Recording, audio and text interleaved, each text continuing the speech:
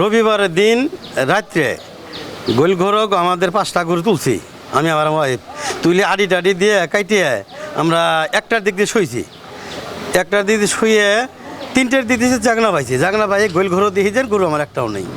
গরুরা তালা ভাঙিয়ে চোরে লয়ে গেছে, 5টা ধরে নিয়ে গেছে।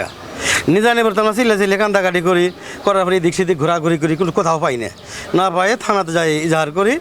ইজাহার করার পরে এই যে ওসি সারে আমাদের গরুগুলোর সন্তান দিছে। আমার যে ছেলের মা ইনি তো 3 দিন আমার না খাই। এই গোল ঘরে গেলে সাধারণত কৃষক মানুষ আমরা গরু বাছুর রীতি চলে, সাধারণত ধান আবাদ করি চলে না।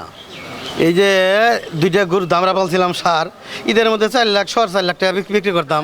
বেশি জায়গা জমি কিছু আছে, রেন্দোফ আছে, খুলতাম, কিন্তু কোনটাই করতে দিল না। এই ছোটো যে গরুগুলো নিগেল গা আমাদের 3 দিন ভরা খাওয়ান দাওয়ান কিছুই নাই, খালি ঘুরতাছি। এই ওসি স্যারে আমার অনেক উপকার করছে। এমনকি যে ইয়েও যাই ভুয়াপুর যায়, থানা যায় কেস করিয়ে পুলিশের সাহায্যে আমাদের গরুগুলো 3টে গরু পাইছি, আর 2টা গরু এখন পাই নাই স্যার। বড় সার 2টা পাই নাই, ছোটো গরুগুলো পাইছি। একটা গাবি বাছুর সহ আর একটা বকনা গরু পাইছি স্যার। 12/5/2024 তারিখে ঝিনাইগাতি জরাখোড়া গ্রামের শাহজাহান বলে এক ভদ্রলোকের বাড়িতে গরু চুরি হয়। এই চুরিতে 5টা গরু চুরি হয়, তার ভিতরে 2টা গাভী ছিল, একটা বাছুর ছিল এবং 2টা ষাঁড় ছিল। আমরা হিসাব করে দেখেছি যে এই গরুর চুরিকৃত গরুর যে বাজার মূল্য সেটা হলো 5 লক্ষ থেকে 6 লক্ষ টাকা এরকম হবে। তো আমরা এই চুরির ঘটনায় মামলা রুজু করি। মামলা রুজু করে আমাদের একটা চৌকস টিম তদন্তে নামে এবং তদন্তে নামার পরে আমরা তথ্য প্রযুক্তি বিশ্লেষণ করি এবং তথ্য প্রযুক্তি কাজে লাগাই। তথ্য প্রযুক্তি কাজে লাগিয়ে আমরা এই গরু চুরিতে ব্যবহৃত যে ট্রাক, সেই ট্রাক আমরা শনাক্ত করি এবং ট্রাকের ড্রাইভার আব্দুল জলিল, তাকে আমরা গ্রেপ্তার করতে সমর্থ হই। এবং এই জলিলকে গ্রেপ্তার করার পরে জলিলের ব্যাপক জিজ্ঞাসাবাদের মাধ্যমে জলিল আমাদের কাছে স্বীকার করে যে এই গরু চুরি ট্রাক সে ড্রাইভার হিসেবে, সে চালক হিসেবে ছিল এবং কারা কারা এই চুরির সঙ্গে জড়িত বা কারা কারা চুরি সংগঠন করেছে তাদের নাম আমাদের কাছে প্রকাশ করে।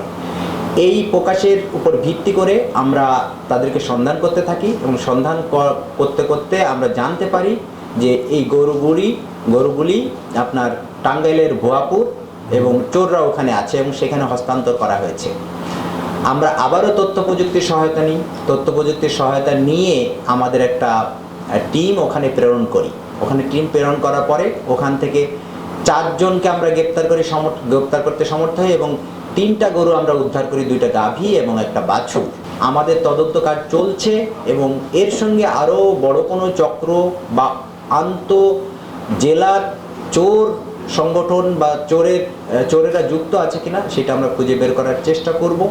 আপনারা বুঝতে পেরেছেন যে নিশ্চয়ই যে আন্তজেলা চোরের সংযোগ রয়েছে, কারণ এই জলিলের বাড়ি কিন্তু শেরপুরে এবং আমরা যারা গ্রেপ্তার করেছি ভুয়াপুর থেকে তাদের বাড়ি টাঙ্গাইলে। কাজেই এই 2 ডিস্ট্রিক্টের চোরদের একটা সমন্বয় বা সম্পর্ক, এর ভিত্তিতেই এই চুরি কর্মটা সংগঠিত হয়েছে। আমি আজকে এই আয়োজনের মাধ্যমে আপনাদের মাধ্যমে শেরপুর জেলাবাসীকে বলতে চাই যে আমরা তৎপর আছি আমাদের কাজের ব্যাপারে।